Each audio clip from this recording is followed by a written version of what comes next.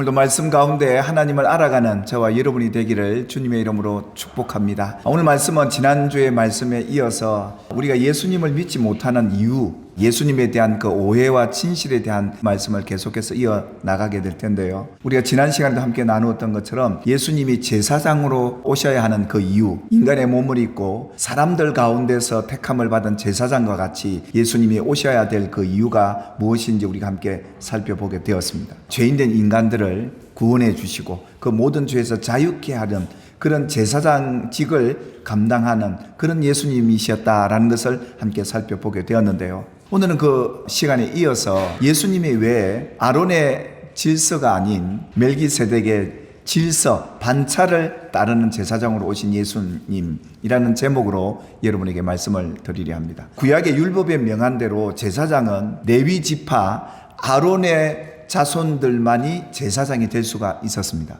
근데 예수님께서 이 아론의 질서가 아닌, 아론의 반차가 아닌 멜기세덱의 반차를 따라 제사장으로 오셔야 했던 그 배경이, 그 이유가 무엇이며 또 이 멜기세덱의 반차를 따라 오셨다는 그 의미가 과연 무엇일까를 여러분과 함께 말씀을 통해 생각해 보고자 합니다. 구약 성경 출애굽기 28장 41절에 보면 하나님께서 모세를 통해 제사장이 어떤 사람이어야 되는지 제사장의 자격에 대해서 이렇게 말씀하셨는데요. 아론과 그 후손들만이 제사장 직분을 행하라 라고 하나님이 명하셨지 않습니까? 그래서 이 히브리인들은 제사장은 아론의 반차, 아론의 질서를 따라 그 후손들만이 하나님의 부름을 받아서 제사장이 될 수 있었는데 예수님은 아론의 후손이 아닙니다. 레위 지파도 아니었고요. 그런데 오늘 이 히브리인들은 예수님이 아론의 질서를 따라 오셔야 되는데 그분이 어떻게 해서 우리의 대제사장이 된단 말인가? 그래서 예수님을 받아들일 수가 없었던 것이죠. 그들이 알고 있는 이 제사장에 대한 지식이 바로 이랬기 때문에 예수님을 믿지 못했던 겁니다. 자기들이 알고 있는 지식만이 최고인 줄 알고 다인 줄만 알았던 것이죠. 그런데 어떻습니까? 오늘 성경에 히브리서 기자는 아니다.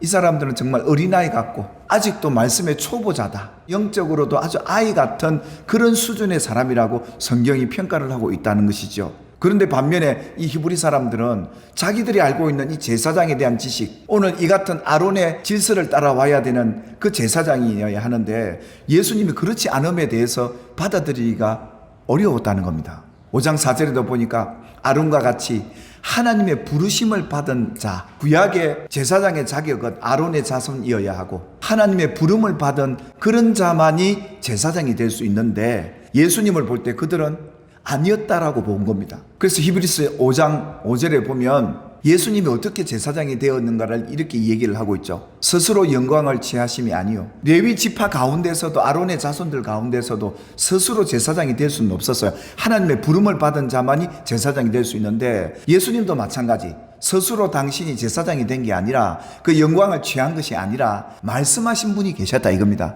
그분이 누굽니까? 하나님이셨고 하나님의 아들 예수를 누가 불렀다는 겁니까? 하나님이 불러서 제사장의 직분을 취하도록 하셨고요. 뿐만 아니라 예수님에게 뭐라고 이야기했냐면 시편 110편 4절 말씀에 네가 영원히 멜기세덱의 반차를 따라 질서를 따라 제사장이라 라고 하나님이 명하셨다는 겁니다. 그래서 하나님께서 하나님의 아들 예수님을 향해서 구약 때부터 너는 멜기세덱의 질서를 따르는 제사장이다 라고 하나님이 명해 놓으셨다는 겁니다. 오늘 사람들이 알고 있는 이 제사장의 자격과 이 제사장 직분을 지은 그 율법을 정하신 하나님께서 그 아들 예수에게 너는 제사장이 되어야 된다 라고 말씀하셨고 거기에 덧붙여서 뭐라고 말씀하셨냐면 이미 그들보다 먼저 있었던 이 멜기세덱의 질서를 따르는 제사장이 되라라고 하나님이 이미 명해 놓으신 그분이 누구였느냐? 하나님의 아들 예수님이셨다. 예수님께서 멜기세덱의 반차를 따라서 이렇게 오셨는데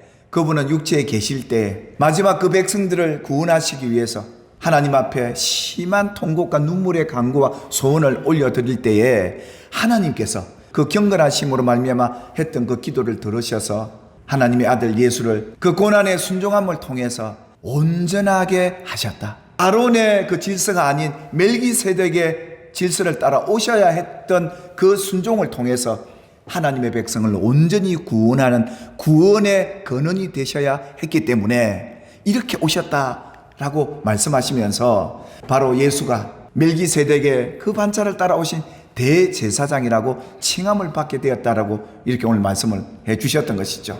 그래서 이 멜기세덱은 어떤 사람이냐? 창세기 14장에 보면 아브라함이 자기 조카 롯을 구원하기 위해서 그 당시 가나안에 연합된 그 나라에 있던 왕들을 멸하고 전쟁에서 대성을 하고 돌아올 때에 그때 누구를 만나느냐 하면 창세기 14장 18절에 보니까 멜기세덱이라는 하나님의 제사장을 만나게 돼요. 근데 이 유대인들은, 하나님을 아는 이들은 멜기세덱 이 제사장을 간과해버린 겁니다. 흘려 떠내려 보내버린 겁니다. 그래서 자기들은 뭘 붙잡고 있었느냐? 오직 아론의 질서를 따라오는 제사장만 붙들고 있었기 때문에 이 멜기세덱에 대한 지식은 그저 아브라함에게 나타났던 한 인물로만 알고 있었지, 이 멜기세덱이 얼마나 중요한 인물이고 앞으로 장차 오실 하나님의 아들에 대한 모습과 동일한 모습이라는 것을 성경이 기록을 해놓은 겁니다. 그래서 이 멜기세덱이 아브라함이 그렇게 전쟁에서 돌아올 때 하나님의 제사장 앞에 그가 가져온 전쟁의 전리품의 10분의 1을 하나님 앞에 드립니다.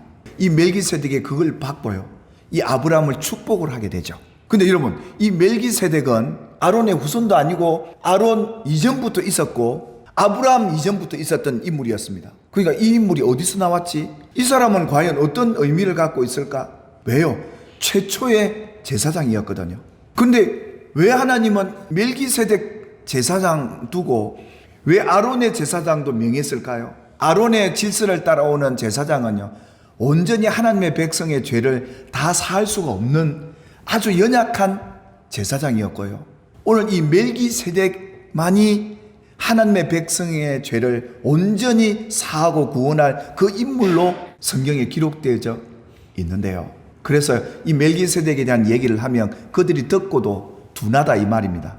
그들은 아론의 제사장 이것만 붙들고 있기 때문에 멜기세덱은 그들에게는 듣기에 둔하다 이 말입니다. 너무 중요한 제사장인데 그들은 이 제사장에 대해서 귀담아 듣지도 않고 알고 있어도 그냥 흘려보내고 자기들은 아론 그 후손들만 제사장이라는 걸 붙들고 있으니까 지금 이 말을, 이 기록을 해도 그들은 듣기에도 둔하고요, 설명을 해줘도 못 알아듣는 겁니다.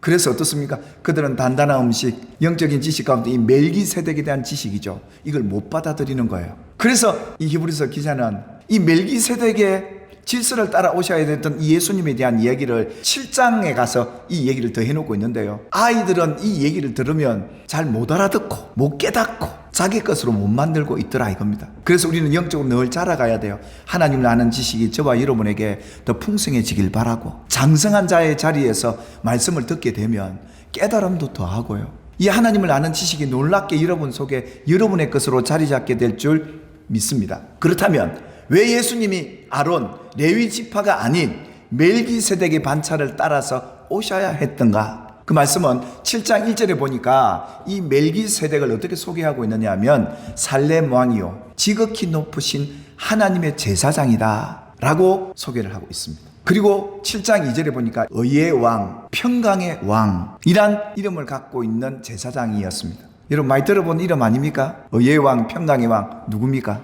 예수님 아닙니까? 천사가 마리아에게 너에게 아들이 있으리라 이름을 예수라라, 그는 지극히 높으신 왕이시다, 너희들에게 평강의 왕으로 오실 것이다, 이걸 소개해 주었지 않습니까? 그러니까 지금 이 멜기세덱은 누구를 예표하는 인물일까요? 예수님, 곧 이 멜기세덱의 제사장직을 나중에 예수님이 갖고 오셔야 된다라는 것을 이 히브리서가 소개를 해주고 있는데요, 이어서 이 멜기세덱은 얘기를 합니다. 그 멜기세덱은 아버지도 없고 어머니도 없고 족보도 없는 분이세요. 누가요? 멜기세덱이요. 시작한 날도 없고 생명의 끝도 없어요. 그래서 누구와 닮았다고 합니까? 하나님의 아들과 닮아서 항상 제사장으로 있는 분, 이분이 누구였느냐? 멜기세덱 제사장이었다는 겁니다. 곧 예수님이셨다 이겁니다. 예수님은 인간의 몸을 입고 오셨지만 아버지가 없어요. 어머니도 안 계시고, 예수님은 유다 족보에도 없고요. 이분은 누구신데요? 하나님의 아들이시거든요. 오늘 이 멜기세덱은 이런 인물이었다는 겁니다. 왜 이 얘기를 하느냐 하면,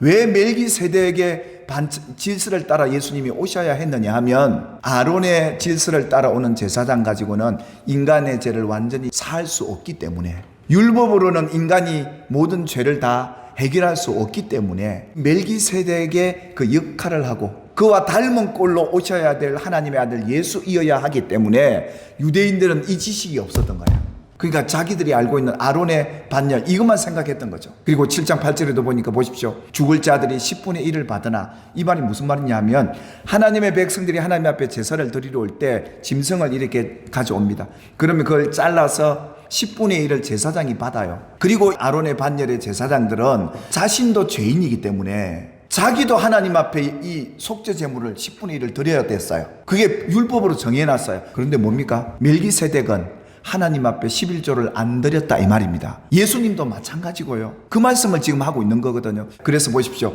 일반 레위 계통 후에 제사 직분을 갖고 있는 제사장이 온전함을 가질 수 있을까요?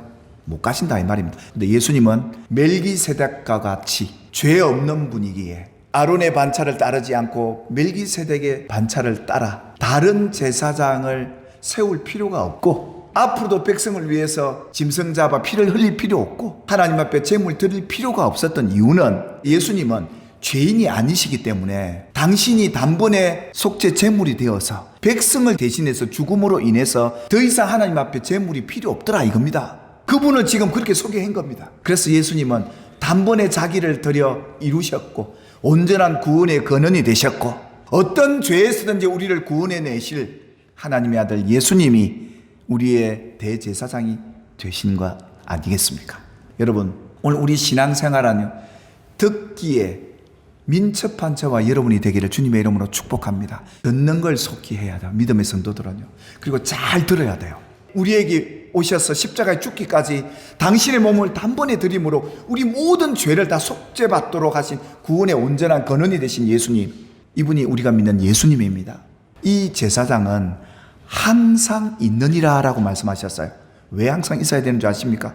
예수님이 우리의 모든 미래의 죄까지 다 짊어지시고 죽으셨지만 우리가 죄 짓고 살잖아요. 오늘도 죄 지을 가능성이 있는 연약한 자거든요. 그래서 여러분 안에 계시면서 너 죄 위에 내가 미리 죽었다, 언제든지 그 죄에 매여 있지 말고 의의 백성으로 살아야 된다, 평안하게 살아야 된다, 이 메시지를 주시고자 우리와 함께 계신 것 아니겠습니까? 그래서 의의 왕으로 평강의 왕으로 오늘 그 예수님이 멜기세덱의 질서를 따라 오늘 우리에게 오셨고 그분이 여러분 안에 계십니다. 사랑하는 여러분, 우리 날마다 그 죄에서 벗어나서 자유하게 삽시다. 평안을 얻고 사십시다. 늘 그분 앞에 우리 죄를 고하고 용서함 받았음을 확신하고 어려움의 자리에 들어서는 매일매일이 되기를 주님의 이름으로 축복합니다.